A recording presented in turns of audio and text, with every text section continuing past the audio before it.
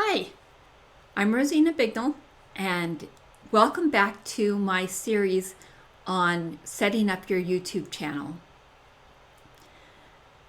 And this is part 3, so I hope you found part 1 and 2 helpful. And in this section, we're going to talk about customizing your YouTube, your channel settings. So in this, in the YouTube studio, it's studio.youtube.com. Go down on the left-hand menu to this, to the gear icon that says Settings, and here it gives you a lot of things that you can play with, and you'll want to go through and play with them eventually. But mostly we want to be focused on the ones that are on channel and upload defaults. So let's click on channel, and here you have 3 tabs: the basic info, the advanced settings, and the feature eligibility. So you can select your country of residence. So we have United States somewhere. United States, there we go. The keywords that is associated with your channel that people might be searching for to find your channel. So I'm just going to put example channel here, example keywords here. Okay, and then separate them with a comma, and you'll come up with some keywords that will help people find your channel. Then let's go to advanced settings and choose your audience. Do you want to set your channel that it's made for kids? Be very careful with this. If it's made for kids, you'll always upload content that's made for kids. And if the channel is not made for kids, you never upload content that's made for kids. When you upload content, it asks you whether the content is made for kids or not. If you select one of these, it will not ask you anymore. You'll still be able to change it if you want, but it doesn't require you to set it every single time. The third option is that you want to review it for every video. If you do some videos that are for kids and some that are not, make sure you select this, that you want to review the videos. If you select yes, that it's made for kids, make sure that it's always going to be made for kids.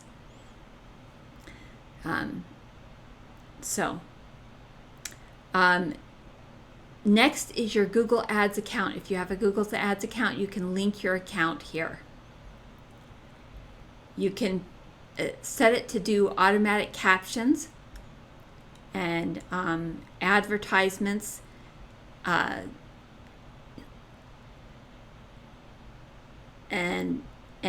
you can disable those advertisements that come on at the beginning of the video. And then clips allow viewers to clip your content if you want people to be able to cut part of your video out and do it as a short or whatever. So you can allow those. Then feature eligibility, you can manage your access to the features here. There's nothing really that you need to change here. You can leave those the same. Eventually you can look at them, but you don't need to worry about them right now. The other one you want to make changes to is your upload defaults. When you upload a video, it selects some, it has a whole bunch of questions that it's going to ask you about that video. You can have it you can give it the defaults of what you want in there so that you don't have to do it every single time. It's very, very helpful to do this. So you can put a title in here.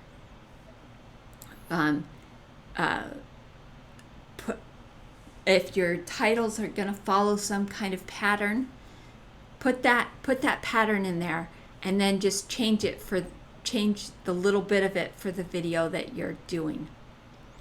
A general description, you want to put in parts of the description that aren't going to change.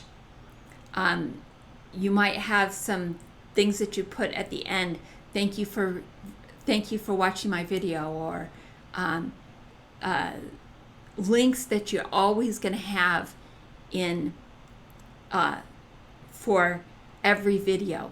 Like I have a training video that goes, or a training website that people can go to from all of my videos. And then you can select your visibility, whether it's going to be public, private, or unlisted.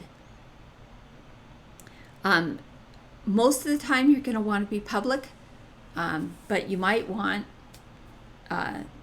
private or unlisted videos too. You can change this later, so you can select something that's most of the time and then change it for the ones that is going to be different.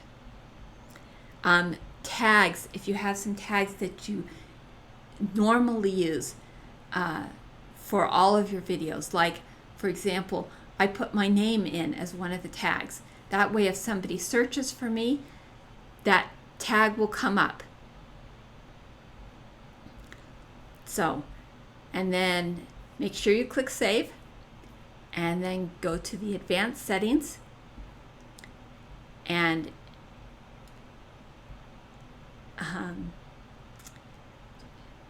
you can do automatic chapters where it breaks things up into sections. Makes your video break things up into sections. If you have long videos, that can be very helpful for people to find the specific part of it that they want to watch. You can have your language and your captions certification.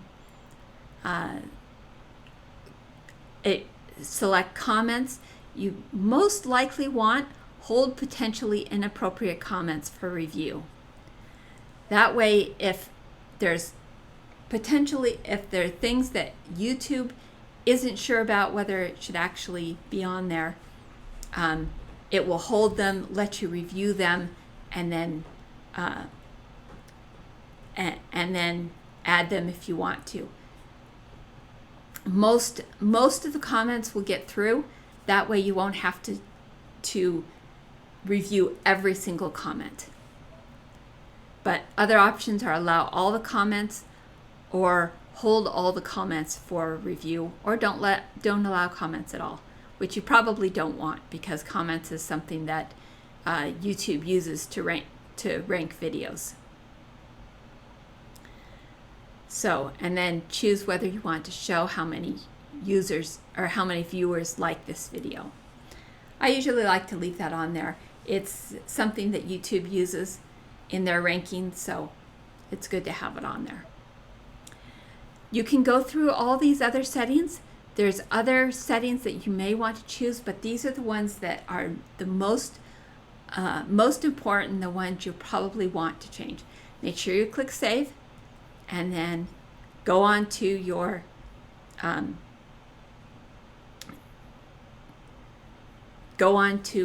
in the next section we'll cover adding a new video. So thanks. See you in the next section. Take care.